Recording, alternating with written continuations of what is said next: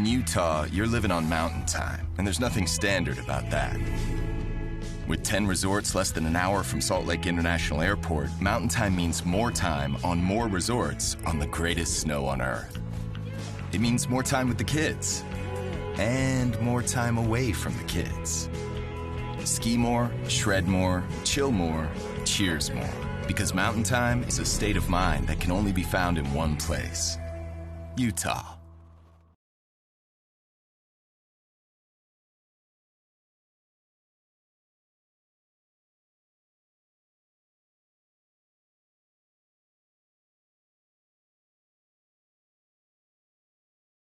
Talk more about ski as we get into it, but I'm going to start off with our presentation now. So here is our beautiful capital city, Salt Lake City. As Corey said, this is where our Utah Office of Tourism is based, and you can see how close we are to the mountains. Let's see. And this is just to give you an idea of where we are located here in the Rocky Mountain West. And as the video showed, it's beautiful, amazing to ski here, but you may wonder why we call it the greatest snow on Earth. And that's actually because it's scientifically lighter snow and drier than most because of our Great Salt Lake, which makes it really powdery and fluffy to ski on. And it's really amazing conditions in that way, as well as we get about 500 inches or 1,200 centimeters per year of snow. So it's deep and powdery. And as the video alluded to, we offer more mountain time because 10 of our ski resorts are actually just within 1 hour from the Salt Lake City International Airport. So you can get on the slopes within an hour from arriving in Utah. And as we show off the whole state, you'll notice that we have our Red Rock in southern Utah. So really unique is that you can actually ski and go into the national parks in winter here, which makes a really unique experience compared to most ski destinations. So the Mighty Five is referencing our 5 national parks. This marketing campaign, the Mighty Five, was started in 2013, and it was actually really successful. So following that, we created the Road to Mighty, and that's really to expand people's trips and interests outside of the national parks and show off our other assets. So really quick, we're going to actually show you that marketing campaign video. You know this road. You've traveled it in your dreams. Artists and adventurers have always traveled here, found their muse in these red canyons. You were made to travel this road. It belongs to you. This is your birthright. For this is the road to mighty. The road begins at visitutah.com. So that gives you a little peek into visiting our hidden gems as well as our national parks. And this is one of those hidden gems or stops along the way into our national park gateway communities. This is Goblin Valley. It's kind of remote out there with this wild scenery. We definitely recommend guides and outfitters be booked because it is a pretty remote area. And as you continue south, you'll find our first gateway community on the southeast is Moab. It's just a 4-hour drive from Salt Lake City. And from Moab is where you would access Arches National Park, which you can see is beautiful in the winter with the least amount of visitation during the year. They actually have over 2,000 arches. And in that same area is Canyonlands National Park. So you can see here is a view from above, but something that's a unique experience is to book an outfitter to take you on tours from below so you can look up at those amazing sights. And in between Canyonlands and Arches is Dead Horse Point State Park, also in this Moab area. This is where there's great mountain biking trails. There are international dark sky park, so there's great stargazing, and you can actually stay on site at their yurts. So in the general Moab area outside of the parks and the dark sky stargazing you can do, there's slick rock mountain biking, river rafting, and off-roading, some activities outside of the parks. And as you continue south, you'll find the Four Corners area, and that is where Monument Valley is, which is this iconic scene. Some of the activities to do in this area are river rafting. This dark sky park is actually the first internationally designated ever in our nation, or internationally. And then there's more state parks and activities to be booked. But what I think makes this area really special is the Native American culture that resides and how they really actually embrace this in their community. And you may recognize the picture here on the left being from Forrest Gump. We have over 400 Utah-made films that you can actually go to this website if you want to write that down or save it. And then you can watch virtually from home and immerse yourself in Utah. So in South Central Utah is another one of our Mighty Five parks, and that being Capitol Reef, another dark sky park, and it's actually the least visited. So you can get the most solitude there, and this park has all of these varied landscapes all in one park. So you've got these amazing red rock, you've got the white rock, you've got natural bridges, and you even have this fruit orchard that is part of this pioneer community from the past where they preserved and have actual fruit trees that you can pick fruit off of or get fruit pie or ice cream. Really unique part of this national park.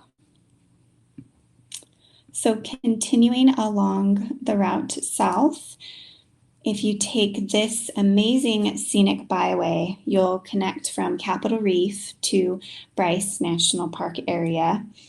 This is one of only 30 in the country that is an all-American road, meaning it's literally one of the most beautiful to drive in America. And there are many sites and activities outside of Bryce Canyon National Park in this area, this being a beautiful hike to do to this Calf Creek Falls. There's also slot canyons in the area and a lot of wild adventure in Escalante.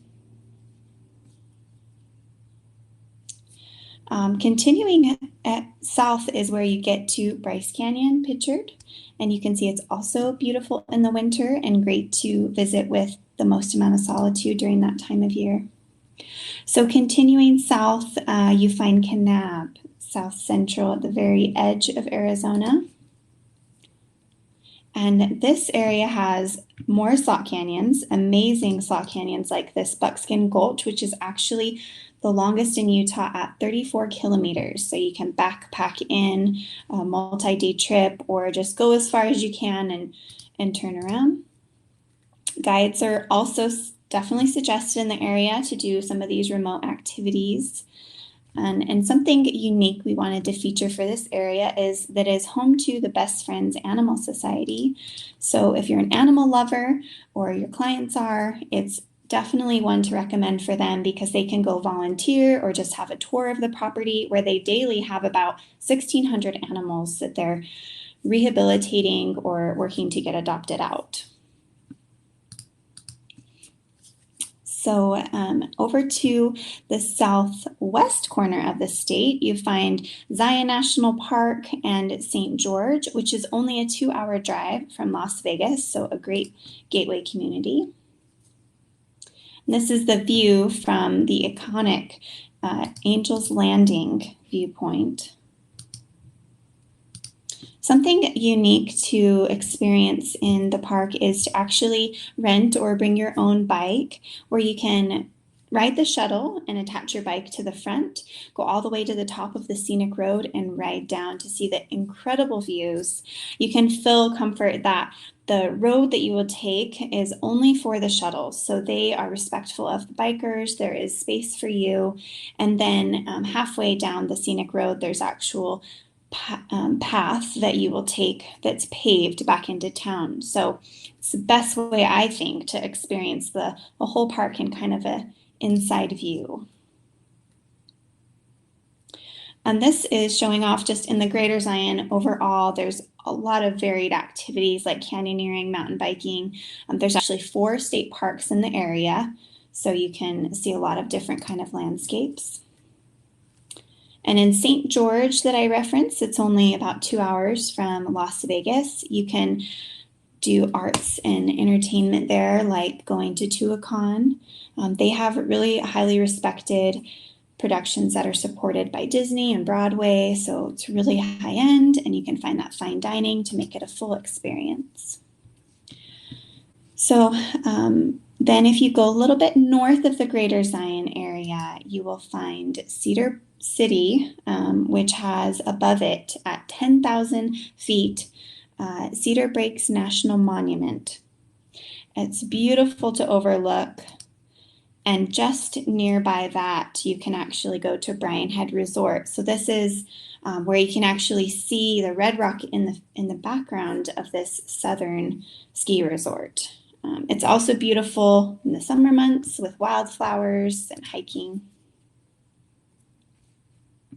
So this is just to show off some of the varied properties that we have. We haven't really gone into all the details of those, but this just gives you kind of a peek at some of the glamping or Pueblo style.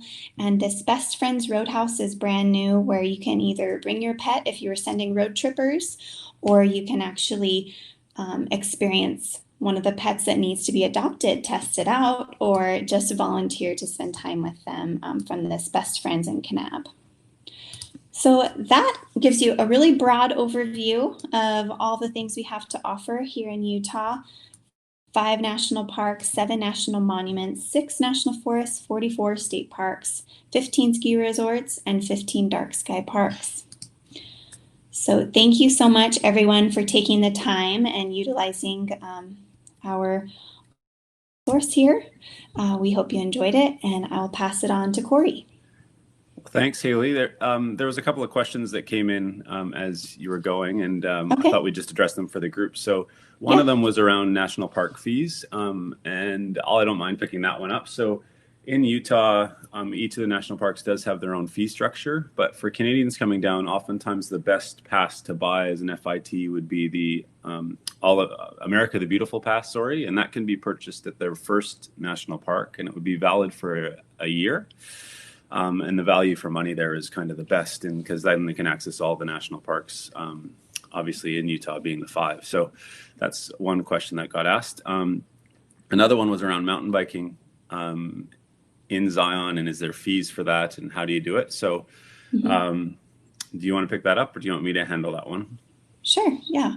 So as far as the biking that I covered, I can touch on that, and then you can talk about mountain biking maybe, but the road biking is free to do. If you had your own bike, you could also rent for just $25 a bike to get a road bike or an e-bike even to do that canyon route.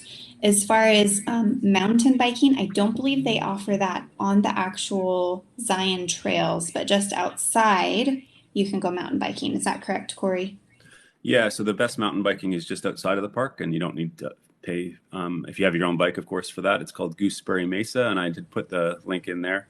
VisitUtah.com has some great itineraries across the board for self-drive, and it has its own trip builder as well, guys. So if you need any details, obviously you can email us, and we've done it, but you can also use that as a really good tool for you.